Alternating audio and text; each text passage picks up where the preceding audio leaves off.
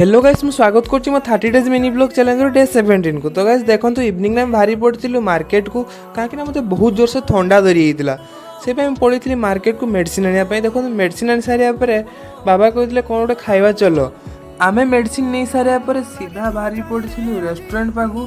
देखंतु प्रथम जे रेस्टोरेंट रे पहुंचीथिले मु पड़ीथि भीतर को। देखो भीतर जाई प्रथम चेयर रे बसी पड़थिली बस सारे से आसते भाई गोटे कहते कौन खाइब कि मुझे कहली कौन कौन अच्छी तार चाट बसन देते मगैली हट चेयर सूपटा।